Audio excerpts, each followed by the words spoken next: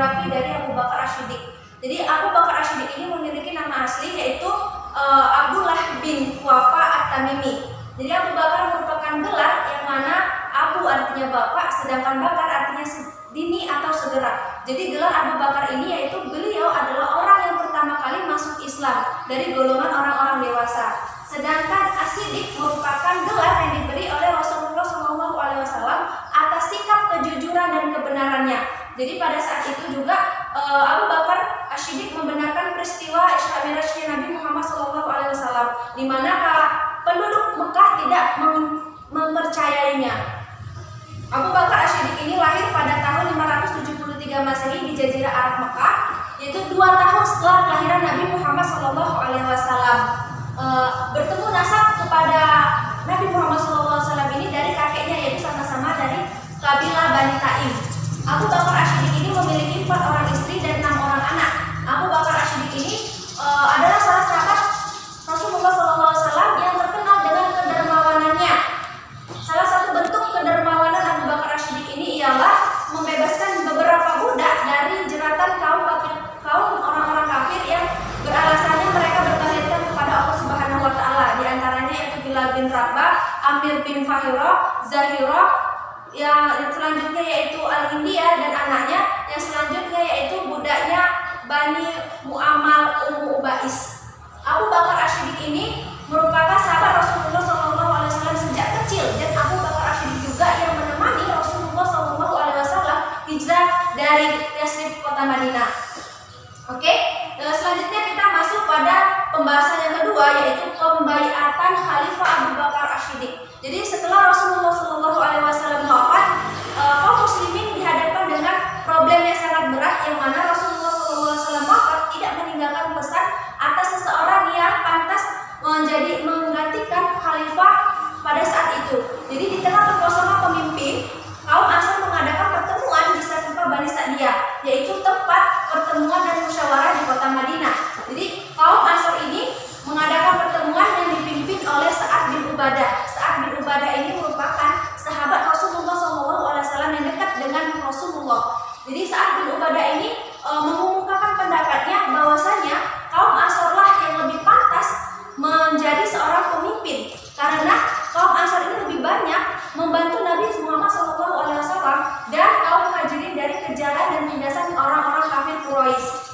Nah, mendengar pertemuan kaum Ansar itu, kaum Muhajirin yang ditokoi oleh Abu Bakar Asy-Syiddiq, Umar bin Khattab, dan Abu Ubaidah bin Zarrah langsung menuju ke Saqifah Bani Sa'diyah untuk menyaksikan pengangkatan khalifah tersebut.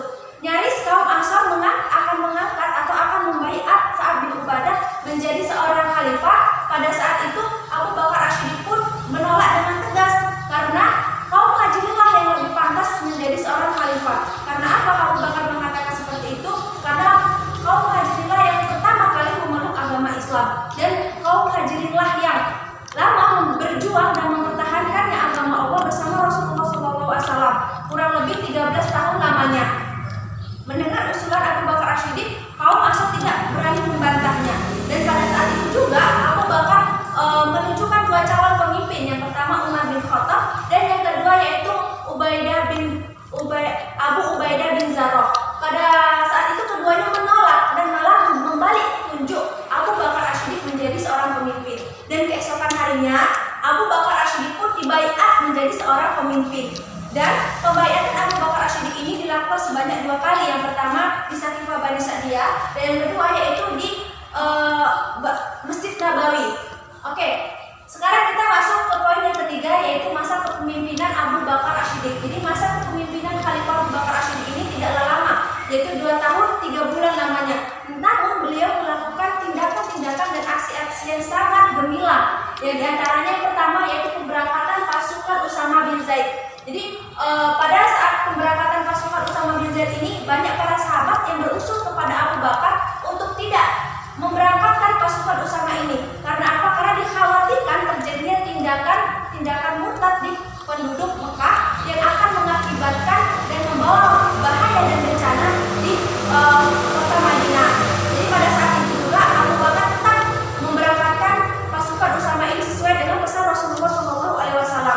Guna apa? Guna Abu Bakar menunjukkan kepada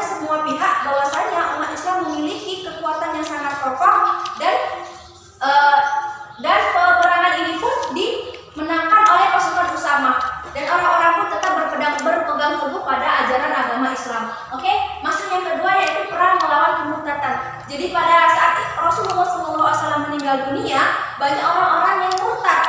Untuk itu Abu Bakar As-Siddiq pun membentuk 11 pasukan bala tentara yang dipimpin oleh Khalid bin Walid yang guna untuk melawan pasukan Tulaiha bin Khalid al-Asadi yang mengaku bahwasanya dirinya adalah nabi. Pada saat peperangan itu pun dimenangkan oleh kaum muslimin.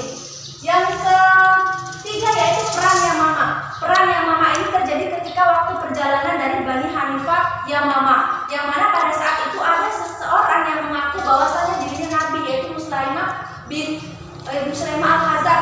Jadi peperangan ini terjadi sangat sengit, dan akibat dari peperangan Yamamah ini banyak penghafal Al-Quran yang gugur pada peperangan Yamamah ini. Dan di sini juga Abu Bakar As-Siddiq pun berinisiatif untuk menghimpun Al-Quran menjadi satu mushaf. Oke, yang masuk kita poin yang keempat yaitu penaklukan umat Islam. Jadi musuh umat Islam pada saat itu yaitu Persia dan Romawi. Karena yang pertama yaitu wilayah timur Persia. Wilayah timur memiliki wilayah yang sangat luas yang dilakukan jihad kepada Abu Bakar As-Siddiq ini. Jadi pada saat itu Abu Bakar memerintahkan Khalid bin Walid dan Musanna bin Hadsyah untuk menjadi panglima perang. Dan pada saat itu juga perang dimenangkan oleh kaum muslimin. Yang kedua yaitu wilayah barat Romawi. Jadi wilayah barat Romawi ini Abu Bakar As-Siddiq memberangkatkan 12.000 pasukan dan 6.000 pasukan cadangan. Sedangkan pasukan Romawi itu 240.000 pasukan. Dan peperangan ini pun tetap dimenangkan oleh kaum muslimin. Yang kelima yaitu perang Yarmuk. Perang Yarmuk ini di mana Khalifah Abu Bakar As-Siddiq ini memerintahkan Khalid bin Walid sebagai panglima. Pada saat peperangan terjadi, terdengar berita bahwasanya Abu Bakar As-Siddiq ini wafat, dan pada saat itu juga Khalid bin Walid turun menjadi panglima dan digantikan oleh Abu Ubaidah bin Jarrah. Dan peperangan ini dimenangkan oleh kaum muslimin juga. Yang keenam yaitu penghimpunan Al-Quran. Jadi sebelum Abu Bakar As-Siddiq meninggal dunia, Abu Bakar mengutus Zaid bin Sabit untuk menulis Al-Quran di pelepah kurma, kulit binatang, dan para penghafal muslim lainnya. Jadi pada saat itu Zaid diperintahkan kepada Umar untuk menuliskan Al-Quran karena banyak para penghafal Al-Quran yang gugur pada perang Yamamah itu. Jadi pada saat itu juga Umar bin Khattab pun mengusulkan bahwasanya untuk membukukan Al-Quran menjadi satu mushaf dan disimpan di kediaman Abu Bakar As-Siddiq untuk dijaga kelestariannya. Oke, kita masuk pada poin yang keempat yaitu kemajuan masa pemerintahan Abu Bakar As-Siddiq. Jadi kemajuan masa pemerintahan Abu Bakar As-Siddiq ini ada 3, yaitu perbaikan sosial, di mana yaitu memerangi kaum murtad atau kaum riddah. Yang kedua yaitu memerangi orang-orang yang tidak mau membayar zakat, dan yang keempat yaitu memberantas nabi-nabi palsu.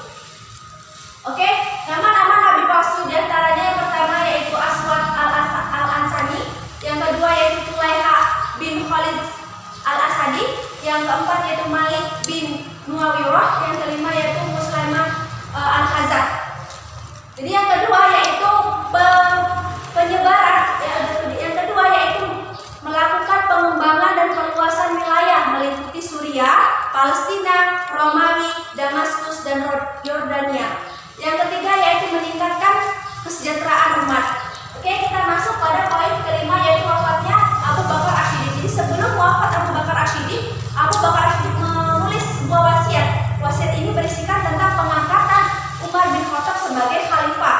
Jadi pada saat itu juga Umar bin Khattab dibaiat menjadi khalifah.